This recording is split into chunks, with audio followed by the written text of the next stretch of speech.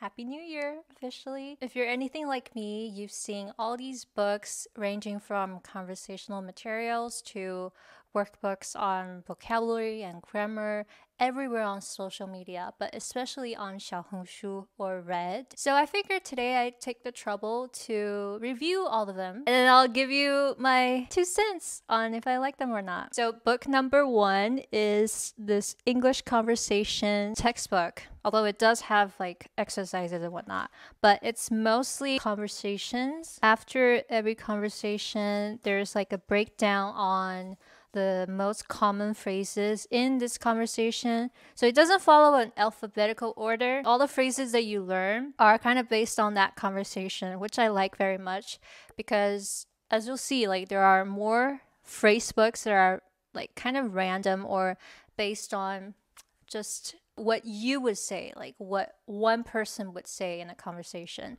So you can't anticipate what the other person will say back. So that doesn't make the teaching material as realistic as can be. I also liked how the letters are really big and legible because usually all these language textbooks, they try to cram everything in one page. Me and my aging eyes can't deal. And I think this one you can download online, transport it into your iPad and make notes on your iPad. So overall, highly recommend. I would say though, as authentic and real American-esque as this conversational textbook is, you can't just rely on it by itself because it doesn't explain, say, mind. The word mind could be a noun.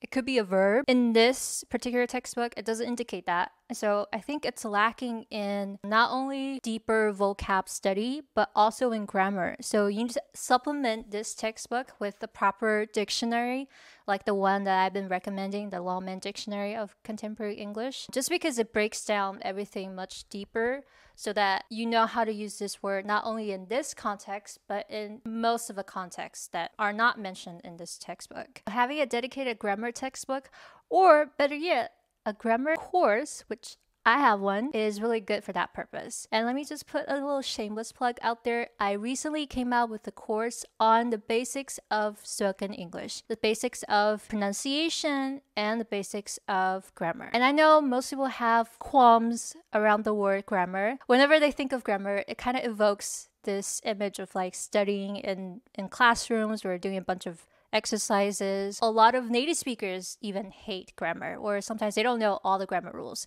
So I specifically designed my grammar portion of the course to be really simple, to be really useful so that it doesn't defeat the purpose of learning spoken English. It actually helps your spoken English because you know all these formula, right? Basically, grammar rules are just like math formulas. You just replace the words and then you make the sentences your own. If you feel like your vocab is good, your pronunciation is good, but your grammar is always lacking, then you might want to look into my course. And once you have a basic understanding of the most common sentence rules, grammar rules, then you can invest in one of these grammar workbooks. On the left side of the pages, there is some additional grammar explanation. So it's not purely just exercises. And the way you work on this kind of workbooks is not necessarily going like chronologically from page 1 to page 150. You look at the content first, you look at the table of contents first, and then you decide just by glancing at it what rules kind of still confuse you after all that studying beforehand. And then you just tackle the ones that stood out to you the most. Do a few exercises and then check the answers to see, okay, I still have problems with this. I need to ask someone, or I need to figure it out myself. Invest in some grammar books or just Google it, honestly. But it's case by case, it's very specific, it's targeted, and it's utilitarian. That way you don't end up spending most of your time learning grammar rules. Moving on to the next book, we have Oxford Picture Dictionary. This is a lifesaver for anyone living abroad because a picture dictionary is great for any real life scenarios involving real life vocabulary. So things like lights, plants, birds, different types of birds, different types of animals, people that we see in a hospital, like doctors, nurses, different procedures you would encounter in a hospital. If you live in that language environment, occasionally you need to build your real life vocabulary. And I find it more counterintuitive to like learn from textbooks or learn from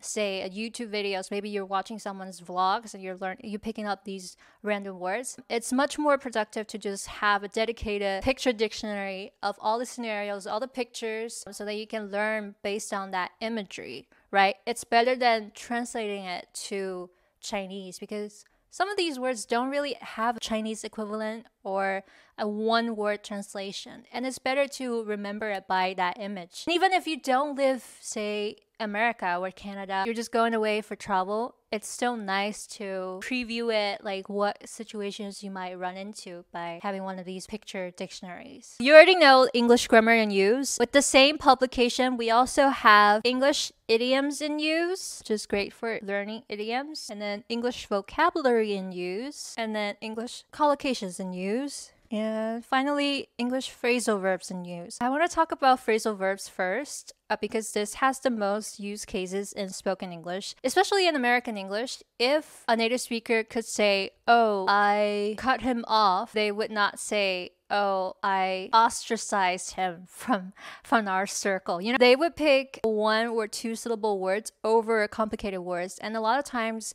they would pick a very simple verb with a preposition or with an adverb to make it into a totally different meaning. And that's called phrasal verbs. And so this book is a great resource on learning the common phrasal verbs. Also, if you have the dictionary from Longman, you would also see most verbs come with phrasal verbs at the bottom. But this one is even more helpful because a lot of times it's based on the scenario or based on common verbs in English or based on common prepositions in English, like phrasal verbs with off, phrasal verbs with on, that sort of thing. And it's more interactive and engaging when you have exercises to do rather than just passively studying them in a dictionary. So that's that. And then collocations are just like common combinations of words that you would see in writing or often hear, just like phrasal verbs that you also get from the Longman Dictionary, which if you haven't downloaded it at this point, I highly recommend you figure it out. If you have trouble downloading that, I have a tutorial coming up, so don't worry about it. But yeah, this is more interactive because you get to practice in the exercises. And now we have vocabulary in use. This is a great workbook to study like vocabulary based on different scenarios, based on different topics. Let's say you're talking about environmental preservation. All the words are in it. And so this would be great if you're in college, if you're studying abroad, you're studying actual subjects, or you can just read. You know, reading also helps, but sometimes it's fun to do exercises. And then finally, we have English idioms in use. Idioms are not really essential when it comes to communication. You could get away with not knowing any idioms and people would not say, "Oh, that guy is not fluent," or "that girl is not fluent." However, it does make you sound more interesting and you have more fun doing it. Don't beat around the bush. It's more fun than be more direct. And you oftentimes hear it on TV or just in daily conversations. Most times you can get away with just trying to deduce it from the context or Googling it. That also helps.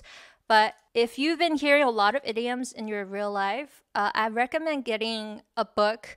Doesn't have to be this one, but like a collection of idioms just so that you can refresh your memory and make sure that you actually understand what they meant instead of just guessing it. All right, that is everything so far.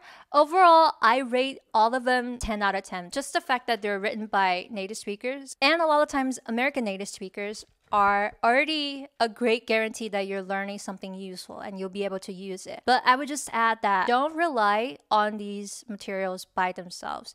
Use it in tandem with a grammar book, with dictionary, so that you're not just dismissing anything that you don't know. Learn to prioritize. So things like idioms or slang or common young people's lingo, they're not really essential. Definitely not for beginners at least. So I would just wait until all your regular words are okay and you have some time and energy to learn some fun stuff. That's when these idiom books come into play. So yeah, I hope this helps. And let me know if you found any of these helpful or not so helpful, what your experience was like with working on these books. So yeah, let me know your opinions. All right, bye.